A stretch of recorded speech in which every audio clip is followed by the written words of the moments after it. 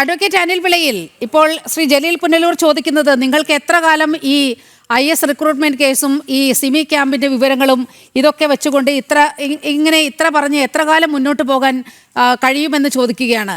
ഇവർക്കിതൊന്നും പ്രശ്നമല്ല.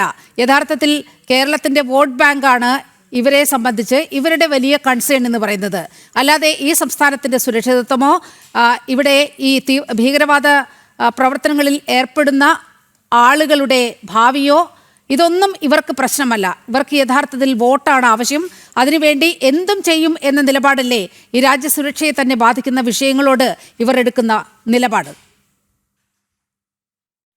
അതെ, തീർച്ചയായിട്ടും ശ്രീ ജലീൽ പുനലൂർ പറഞ്ഞ രണ്ട് കാര്യങ്ങൾക്ക് മറുപടി പറയേണ്ടതുണ്ട്. അദ്ദേഹം ആദ്യം ചർച്ചയുടെ തുടക്കത്തിൽ ഇത്രമാത്രം ഭീകരമായ കാര്യങ്ങൾ കേരളത്തിൽ സംഭവിക്കുന്നതിനെ പറ്റി ഈ ചർച്ച നയിക്കുന്ന നീലിമയും ഞങ്ങളൊക്കെ തന്നെ വളരെ കൃത്യമായി പറഞ്ഞു കഴിഞ്ഞപ്പോൾ അദ്ദേഹം അതിനെ കൗണ്ടർ ചെയ്യാൻ പറഞ്ഞൊരു കാര്യം എന്താണ്?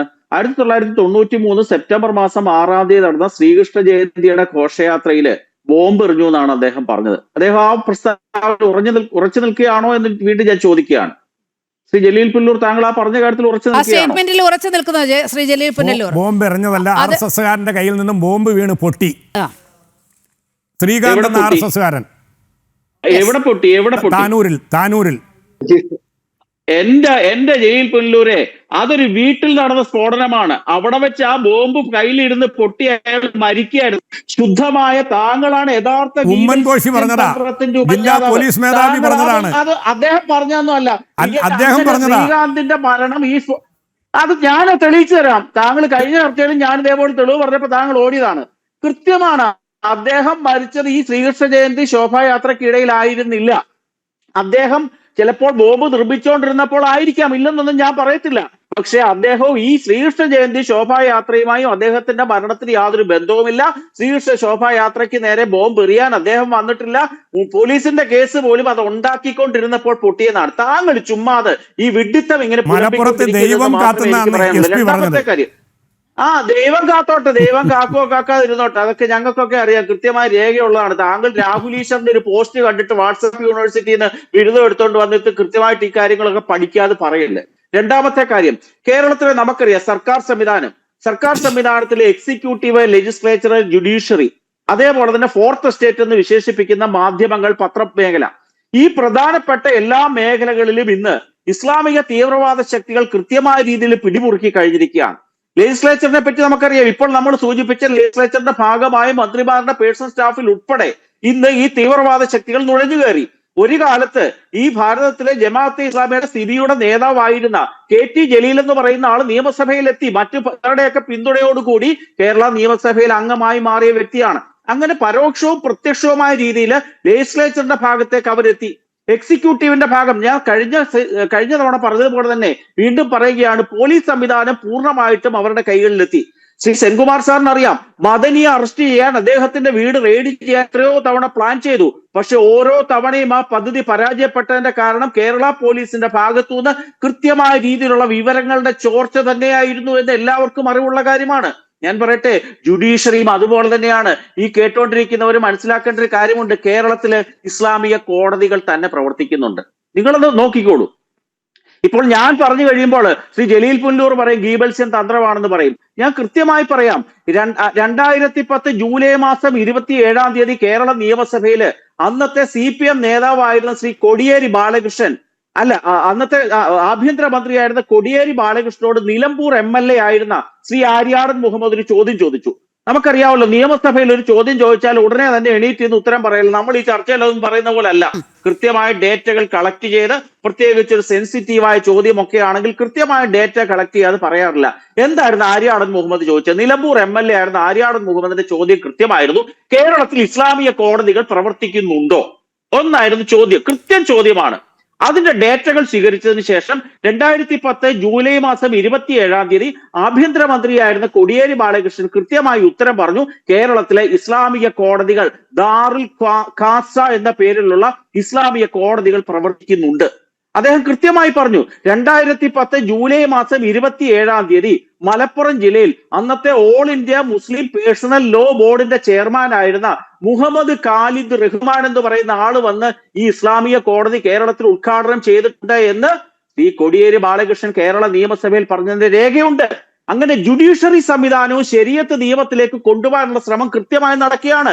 അതാണ് എക്സിക്യൂട്ടീവില്, ജുഡീഷ്യറിയില്, ലെജിസ്ലേച്ചറില്, പോലീസ് സംവിധാനത്തില്, എല്ലാ മേഖലകളിലും ഇന്ന് ഇസ്ലാമിക തീവ്രവാദ ശക്തികൾ പിടിമുറുക്കി കഴിഞ്ഞു. ഞാൻ കഴിഞ്ഞ ചർച്ചയിൽ കഴിഞ്ഞ തവണ എന്നോട് ചോദിച്ചപ്പോൾ ഞാൻ ഒരിക്കൽ പോലും സ്ലീപ്പർ സെൽ എന്ന വാക്കേ ഉപയോഗിച്ചിട്ടുള്ള ശ്രീ ജലീലെ, ഞാൻ ആ വാക്ക് വിട്ടുകഴിഞ്ഞു.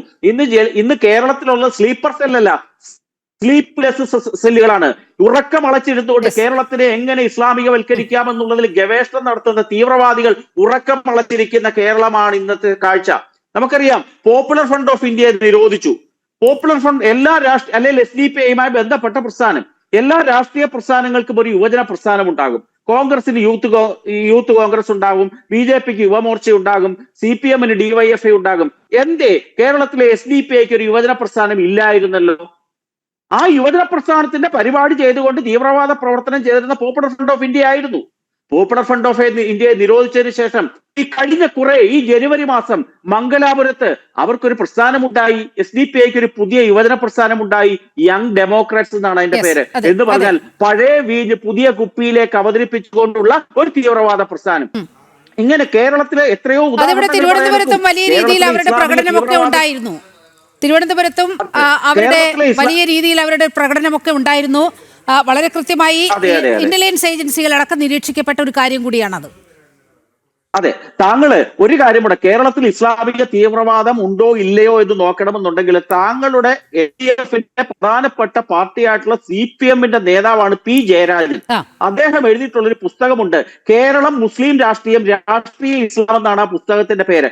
അതൊന്ന് മേടിച്ച് വായിച്ചാൽ കേരളത്തിൽ എത്ര മാത്രം ഭീകരമായ രീതിയിൽ അതിനകത്ത് ഡേറ്റയും ഫാക്ട്സ് ആൻഡ് ഫിഗേഴ്സും കൃത്യമായിട്ട് പറഞ്ഞിട്ടുണ്ട്. എത്ര കലാപങ്ങൾ നടന്നിട്ടുണ്ട്, അതിനകത്ത് ഇസ്ലാമിക തീവ്രവാദ സംഘടനകൾ എത്രത്തിൽ പങ്കാളികളായി, എത്ര പേരെ ശിക്ഷിച്ചിട്ടുണ്ട്. ഈ Panayikulam case, Vagamon case, pipe bomb, പേന ബോംബ്.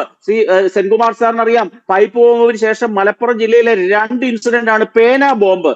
പേന എന്ന രീതിയിൽ ഉപേക്ഷിക്കപ്പെട്ട അത് എടുത്തുകൊണ്ട് ഇങ്ങനെ ഞെക്കുമ്പോൾ, റീഫില്ല് ഞെക്കുമ്പോൾ പൊട്ടിത്തെറിക്കുന്ന കാഴ്ച കേരളത്തിൽ. ഞാൻ ഒരു കാര്യം കൂടെ, ഗുരുവായൂർ മേഖലകളിൽ രാത്രിയുടെ അന്ത്യയാമങ്ങളിൽ എത്ര പട്ടികളുടെ കഴുത്തുകൾ വെട്ടിയ കാഴ്ചകൾ നമ്മൾ കണ്ടിട്ടുണ്ട്, എത്ര ബൾബുകൾ എറിഞ്ഞു പൊട്ടിച്ച കാഴ്ച കണ്ടിട്ടുണ്ട്. ഇതിന്റെയൊക്കെ അന്വേഷണം ചെന്ന് എത്തിയിരിക്കുന്നത് ചില തീവ്രവാദി പ്രസ്ഥാനങ്ങളിലായിരുന്നു. എത്ര വാഴകൾ വാളുപയോഗിച്ചിട്ടുണ്ട്. ഇതിന്റെയൊക്കെ ചരിത്രത്തിന്റെ പിന്നാമ്പുറങ്ങളിലേക്ക് പോകുന്ന ധാരാളം തെളിവുകൾ നമ്മുടെ അടുത്തുള്ളപ്പോഴാണ് ശ്രീ ജലീൽ പുനലൂര് ഒരു അഷ്ടമിരോഹിണിക്ക് ശ്രീകൃഷ്ണ ജയന്തിയുടെ ഇടയ്ക്ക് എവിടെയോ ഏതോ ഒരു വീട്ടില് ആരോ ഒരു ബോംബ് ഉണ്ടാക്കി പ്രസ്താവനയല്ല. 30 സെക്കൻഡ് എടുത്ത് ഈ ചർച്ചയൊന്ന് നമുക്ക് കൺക്ലൂഡ് ചെയ്യാം. കേരളം വല്ലാത്തൊരു അശാന്തിയിലൂടെ മുന്നോട്ട് പോകുകയാണ്. ഏതായാലും NIA-യുടെ പക്കൽ വളരെ കൃത്യമായി വിവരങ്ങൾ എത്തിയിട്ടുണ്ട്. ഈ ചോദ്യം ചെയ്യലിൽ വിവരങ്ങൾ ലഭിക്കുന്നുണ്ട് എന്നാണ് മനസ്സിലാകുന്നത്. അങ്ങേക്കൊന്ന് കൺക്ലൂഡ് ചെയ്യാം. ഇത് നല്ല രീതിയിൽ അന്വേഷിക്കപ്പെടട്ടെ. ഇത് പ്രൊഡ്യൂസ് ചെയ്ത സ്ഥലത്ത് നിന്ന് തന്നെ അത് എങ്ങനെയാണ് പുറത്തു പോയതെന്നും ആർക്കാണ് കൊടുത്തതെന്നും ആ ആൾ എന്ത് ഉദ്ദേശത്തിനാണ് ഇത് കൊണ്ടുപോയതെന്നും കൃത്യമായിട്ട് കണ്ടെത്തട്ടെ. അത് കൃത്യമായിട്ട് പുറത്തു വരട്ടെ. അങ്ങനെ ഈ ഇത്രയധികം എക്സ്പ്ലോസീവ്സ് കേരളത്തിലേക്ക് എങ്ങനെ വരാനിടയായി, ആരുടെ ആവശ്യത്തിന് വരാനിടയായി എന്നുള്ള കാര്യങ്ങൾ പുറത്തു വരുമെന്ന് നമുക്ക് പ്രതീക്ഷിക്കാം. ആ പ്രതീക്ഷ നമ്മൾ ഇനി ഇത്തരം കാര്യങ്ങൾക്ക് കൂടുതൽ ജാഗ്രതയോടെ ഇരിക്കാനായിട്ട് എല്ലാവരെയും പ്രേരിപ്പിക്കുമെന്ന് കരുതാം. വളരെയധികം നന്ദി സർ. ഭീകരർ തിരുനാവായയെയും ലക്ഷ്യമിട്ടോ എന്ന ചോദ്യമാണ് ജന ഡിബേറ്റ് ഈ ഘട്ടത്തിൽ ഉയർത്തിയത്. ഈ സ്ഫോടക വസ്തുശേഖരം മലപ്പുറത്ത് എത്തിച്ചത് എന്തിന് എന്നുള്ള വലിയ ചോദ്യം അവശേഷിക്കുകയാണ്. കുംഭമേളയെ തകർക്കുക ഒരു ലക്ഷ്യമായിരുന്നോ എന്നതും ഇപ്പോൾ സംശയകരമായി ഉയരുകയാണ്. അതുമായി ബന്ധപ്പെട്ട് NIA-ക്ക് ചില വിവരങ്ങൾ ലഭിച്ചിട്ടുണ്ട്. അതിൻ്റെ അടിസ്ഥാനത്തിലാണ് ജന ഡിബേറ്റ് ഈ വിഷയം പൊതുജനങ്ങൾക്ക് മുൻപാകെ എത്തിച്ചത്. കാരണം ഒരൊറ്റ മാധ്യമം പോലും ഈ ഒരു വാർത്ത റിപ്പോർട്ട് ചെയ്യുകയോ ഇത് ജനങ്ങളിലേക്ക് എത്തിക്കുകയോ ചെയ്യില്ല എന്ന് വളരെ കൃത്യമായി അറിയാം. അതുകൊണ്ടാണ് ഈ വിഷയം ഇന്ന് തെരഞ്ഞെടുത്തതും ഇത് സജീവമായി ചർച്ച ചെയ്തതും.